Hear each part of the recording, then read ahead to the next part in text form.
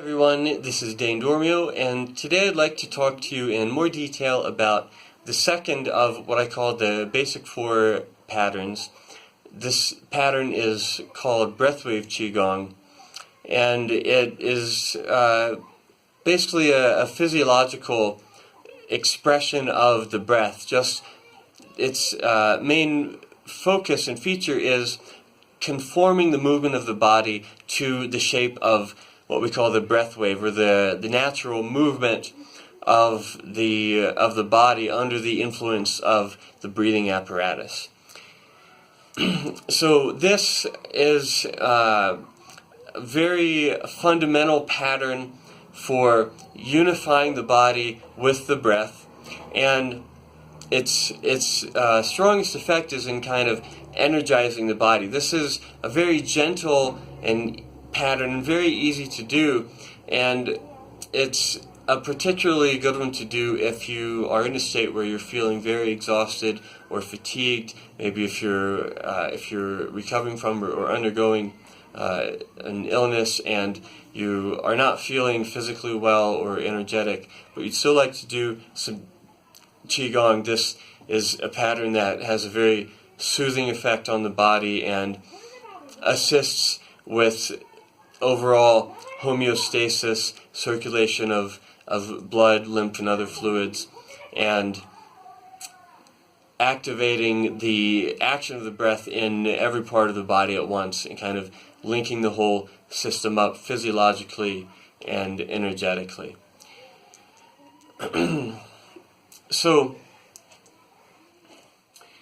I'll demonstrate this pattern first from the front and from the side, and then I'll explain some of the details and some of the pitfalls that you'll want to avoid. So here is from the front.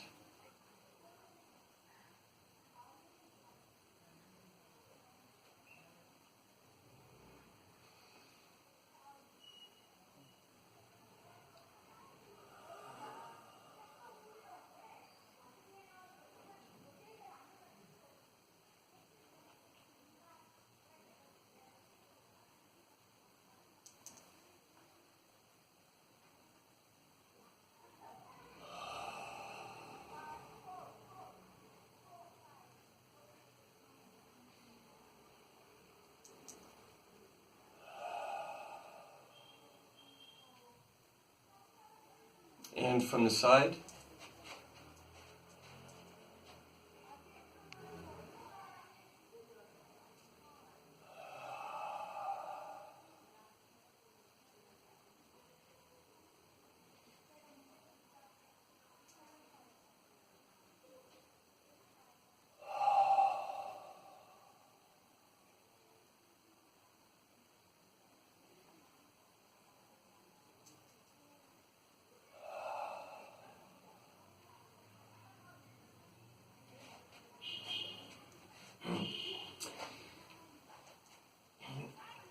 I talked about the effect that the breathing apparatus has on the body. If you could imagine that your body was completely soft and pliable, like a cloud, offered no resistance whatsoever.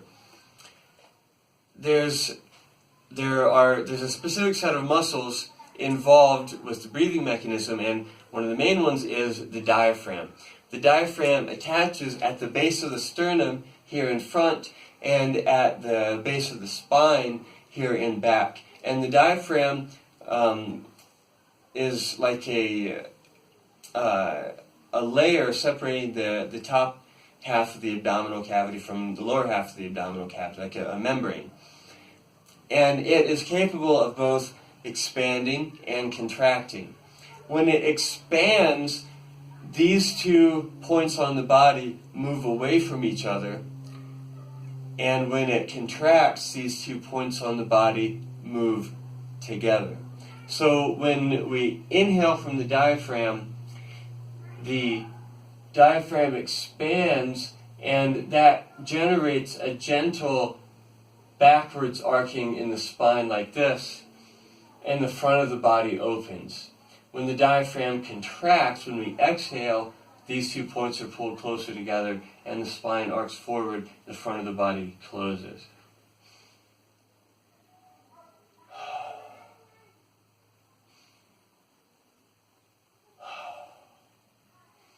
And I'm exaggerating the movement slightly to make it more visible, but essentially that's the movement that the rest of the body has to undergo to sort of make space to allow for the expansion and contraction of the diaphragm. So if the rest of the body was completely soft, with the inhale, the sense of expansion of the inhale wants the whole body to expand and open all the way outwards. And then as the diaphragm contracts as we exhale, in order to fully empty the diaphragm, to become hollow in the center, to squeeze all of the air out, the body has to completely close like this. You can get one sense of this by filling your lungs all the way as far as you can from the bottom. Fill your abdomen and fill the rest of your lungs all the way, breathing in as far as you can, stretching your breathing apparatus as far as you can comfortably take it.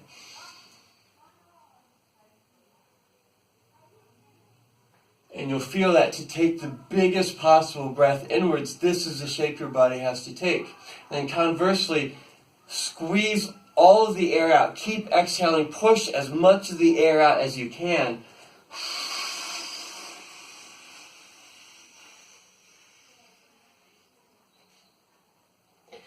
And you'll find that to get down to that very last drop, this is the shape that the body has to take.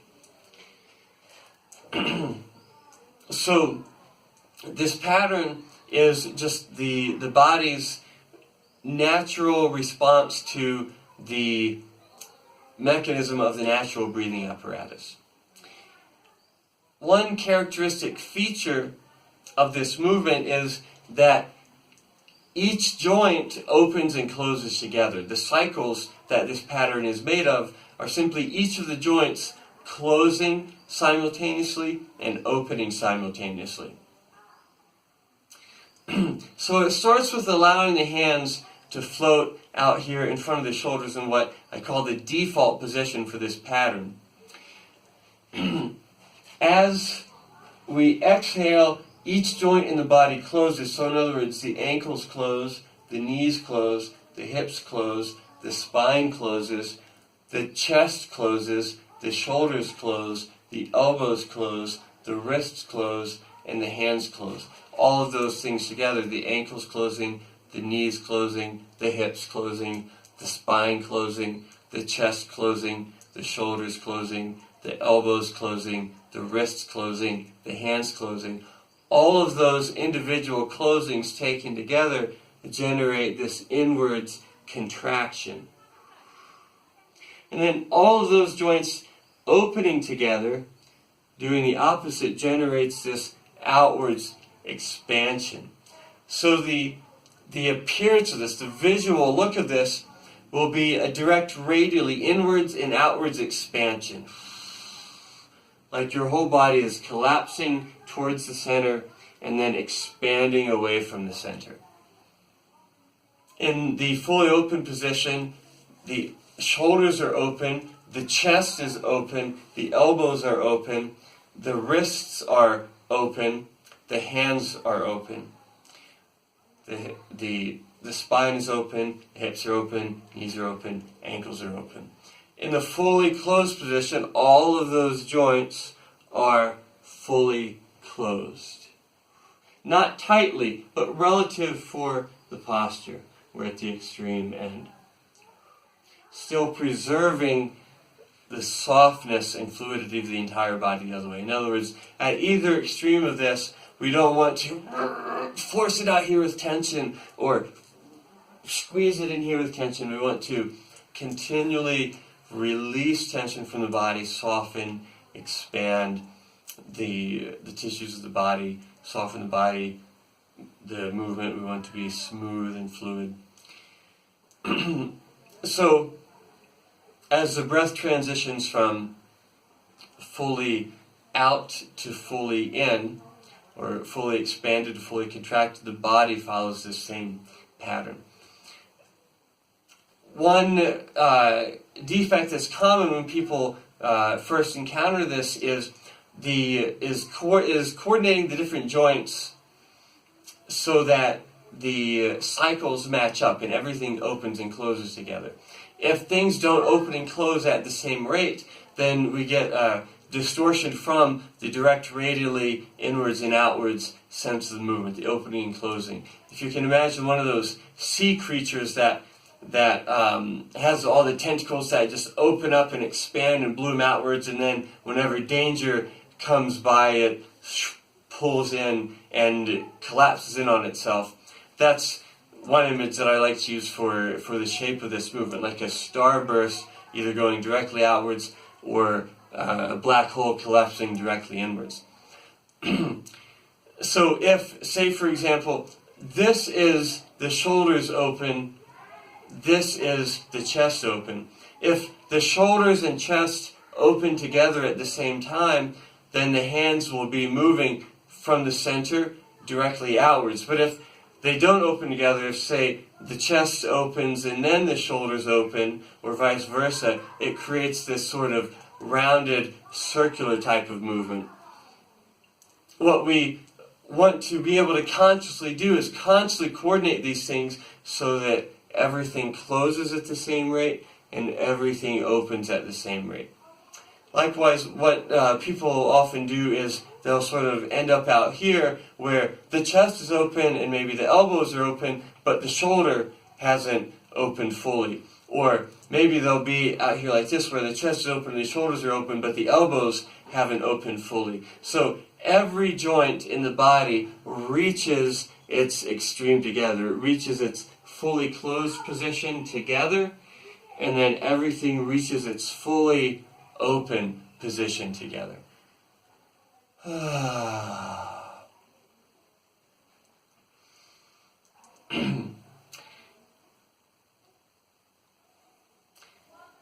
So, in terms of the details for this, the neutral position, the starting point where the hands are floating here in front of the shoulders, this is sort of like a midpoint. It's not quite a midpoint. The actual midpoint will be in here a little bit more. But this is a good place to enter and exit the pattern from. So this is sort of the default central position for the pattern. You either close from here or open from here. Now this is something that we don't want to force. We don't want to force the body to open through tension. We want to really feel the sense of the breath expanding throughout the whole body, all the way out the arms, all the way out to the hands and the tips of the fingers, all the way down the legs, down to the bottoms of the feet and the toes. Starting off from this position, we might start with a very small expansion. In other words, just as you inhale, inhale as far as you comfortably can and allow your body to expand, allow your body to soften as much as possible, and then allow it to move as far as it feels an impulse to move as you inhale. And it might be a very small movement at first like this. And feeling the reverse with the exhalation. How far does your body want to close?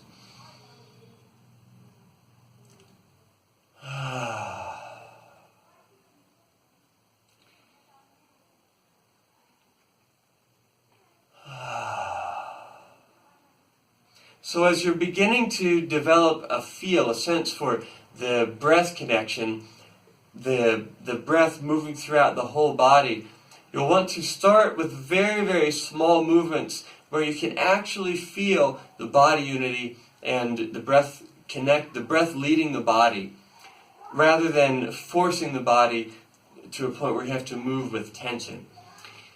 And in terms of variations for this pattern, the main way to vary this pattern is with the size or the amplitude of it.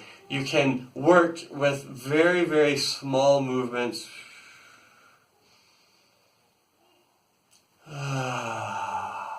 Like this, where the whole body is moving, but it's of a very small amplitude. but still everything is connected, everything is moving at once, everything is linked with the breath. We still have body unity and the breath leading the body. The fundamental characteristic of this is that everything opens together and everything closes together. And following that defining characteristic, the shape is pretty much just has one general shape, which is everything closing together directly radially inwards, and then everything opening together directly radially outwards. So this pattern can be paused at any point and turned into a posture, but the main variation that's useful to work with is varying the amplitude or the intensity of the movement, and just working within the range where you can actually feel the direct link between the breath and the body, so that the further you inhale, the further the body wants to open, the further you exhale, the further the body wants to close. And that's the main point to focus on with this exercise, is feeling that direct connection between the breath and the body. So I hope that this information is useful to you. I hope that you're able to incorporate it into your practice, and I hope that you're able to particularly feel the direct connection between the breath and the body more directly, and use this particular pattern as a vehicle for doing that, for exploring the principle that the breath and the body are linked, the breath leads, and the body follows. As you become more familiar with this sensation, you're able to apply the same principle to movement of any shape, so that as you inhale, the body follows that movement. As you exhale, the body follows that movement in whatever particular shape the movement has to take. So thank you for joining me today, and thank you for joining me on this lifelong mind-body mastery journey. I look forward to seeing you next time. Bye.